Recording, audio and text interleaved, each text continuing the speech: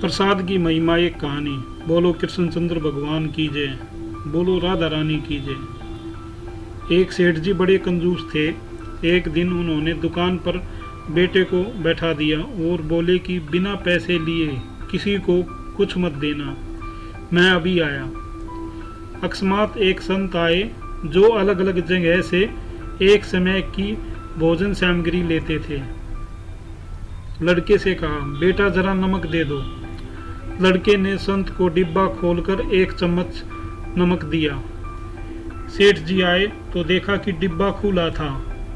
सेठ जी ने कहा कि क्या बेचा? बेटा बोला, एक संत जो तालाब पर रहते हैं उनको एक चम्मच नमक दिया था। सेठ का माथा ठनका। वो बोले, अरे मूर्ख, इसमें तो जहरीला पदार्थ है। अब सेठ जी भागकर संत के पास गए। तब तक संत भोजन बनाकर भगवान का भोग लगाकर खाने की थाली लेकर बैठ चुके थे। सेठ जी दूर से ही बोले, महाराज रुकिए, आप जो नमक समझकर लाए थे वह नमक नहीं था बल्कि जहरीला पदार्थ था। कृपया करके आप ये भोजन न करें।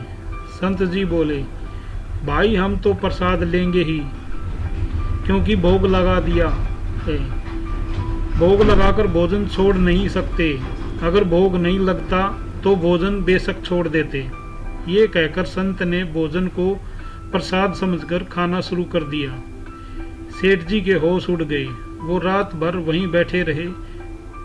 सेठ को रह रहकर ये चिंता सता रही थी कि अगर संत को कुछ हो गया तो बड़ी बदनामी होगी। रात में अगर तबीयत बिगड़ी तो कम से कम वैद्य को ही दिखा लेंगे। सोचते सोचते उसे नींद आ गई। सुबह रोज की तरह संत जल्दी उठ गए और नदी में स्नान करने लगे। सेठ जी ने कहा, महाराज तबीयत तो ठीक है? संत बोले, भगवान की कृपा है। इसके बाद वे पूजा के लिए मंदिर चले गए। जैसे ही संत ने मंदिर का द्वार खोला तो देखा कि भगवान के श्री विग्रह के दो भाग हो गए हैं और शरीर काला पड़ गया है। ये देखते ही सेठ को सब समझ आ गया कि भगत के अटल विश्वास को देखकर भगवान ने भोजन का जहर भोग के रूप में स्वयं ग्रहण कर लिया और भगत को प्रसाद ग्रहण कराया। इसके बाद सेठ ने तुरंत घर जाकर बेटे को दुकान सौंप दी और स्वयं संत की शरण में आकर भगवान की भक्ति करने लगे। बोलो कृष्णचंद्र भगवान की जय। बोलो राधा रानी की जय।